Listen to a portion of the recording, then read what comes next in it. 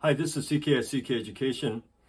I want to answer the question, are public schools worse than private schools, or are private schools better than public schools? Colleges, talking about. Um, this is not the right question. Are private schools better? Okay, because the whole premise of this assumes that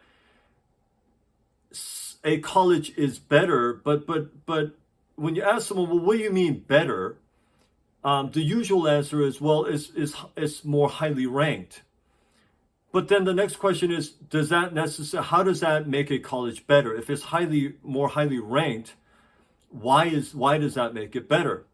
And then people just go blank. I don't know. I guess number 5 ranked is better than number 50 ranked, isn't it? But what are the ranking criteria based on? This is based on U.S. World and News Report's yearly annual ranking of colleges, and there are many criteria, and none of those have to do with the success of the student after they graduate. Really has nothing to do with it. And so when someone says, is this college better than this college, or is this college better than this college, this is just a game. It's a useless game. It's a meaningless game. In my career, I've worked with people, and I have friends and colleagues and neighbors and acquaintances who have come from the quote best schools in the country, like Yale and Brown and Stanford and Harvard and Johns Hopkins and Princeton and Cornell and on and on. Now, these people I know personally, and I can personally guarantee you that they're not living some elevated life that is very different or any different than people who went to, quote, regular schools, like public schools, like state public schools. And in fact, the success of someone in their career has nothing whatsoever to do with what colleges they went to, private or public. Even among public colleges, there are rankings. Among private colleges, there are rankings. And there's rankings for everything. But that's like ranking, well, what's your favorite beach? The number 1 ranked beach is blah, blah, blah. And the top 5 beaches are blah, blah, blah. But you might hate the number 1 ranked beach. You just hate that place because it's just a lot of, it's just too busy. They don't have the restaurants you want. They don't have the right facilities. They don't have what you're looking for. And so what somebody might rank, oh, this beach is number 1, that beach might be the worst beach for you. So rankings are many times meaningless, especially when it comes to college rankings. They have nothing to do with anything, okay? Are private colleges better than public schools, public colleges? No, I don't know why someone would think that, except for, of course, rankings, okay? Except, oh, they're more expensive. They must be more expensive for a reason. Look, you have to understand something about colleges. Colleges are a business, okay? They make these wonderful buildings. They make basically a community, like a town. They have all these people they hire. Somebody has to pay for that. The tuition that students pay, and sometimes the endowments that they get from very rich individuals or groups or organizations, keep them afloat, but it's a business nonetheless. Your tuition is paying for their new science building that they got, and the new library that they have, and all the salaries of the professors and on and on. But just because they have a nice campus, they have nice buildings, it has nothing to do with whether you are going to be successful going to that school. The best college for you is the best college for you. And that means a college that you can go to, do well in, do the best in, that best prepares you for what you want to do. Now, again, some people say, yeah, but that's what I mean. If I go to this higher ranked school, they're going to prepare me better. Again, how is that so? If you're learning calculus in one school, is it different than the calculus in another school?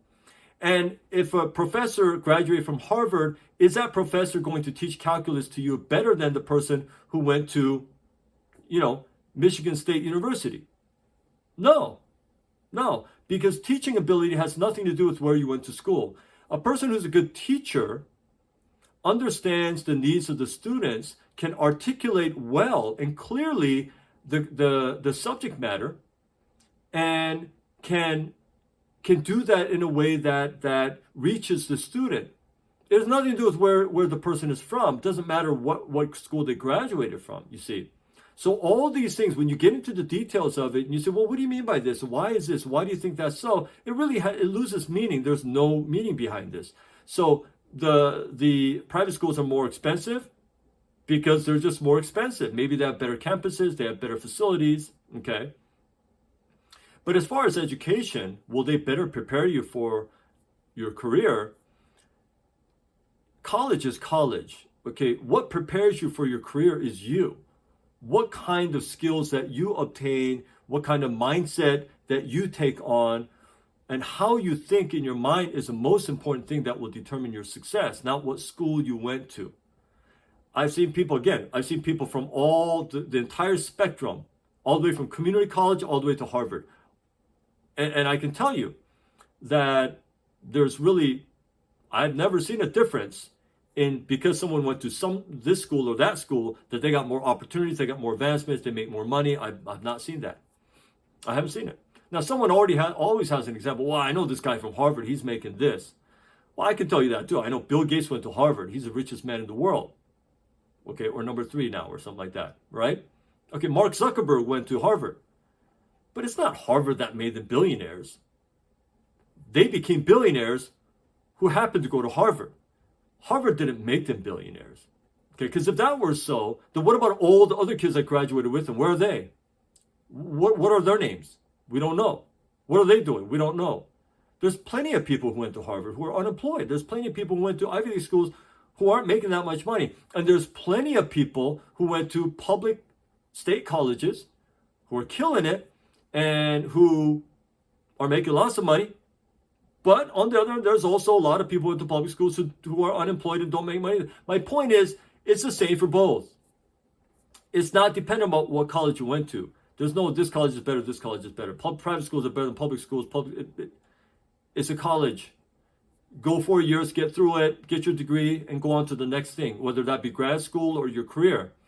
But who you are and what skills you possess in your mind. When I say skills, I'm not talking about I took science class, I took biology class, I took English class. Those are not skills. Those are academic courses.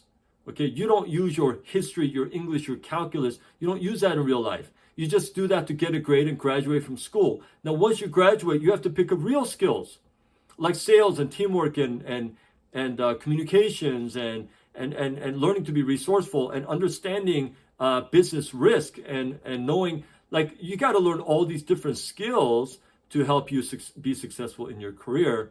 And school is not enough to do that. So I hope I'm dispelling the myth.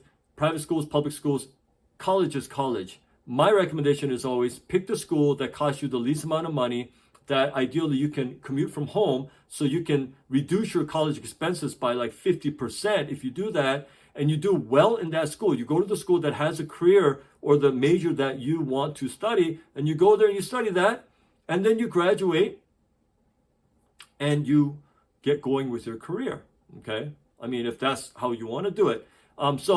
Again, I get this question a lot from both parents and students, and I'm here to tell you there's no difference, okay? Someone going to private school thinking, man, I got into this school, I'm set up for life.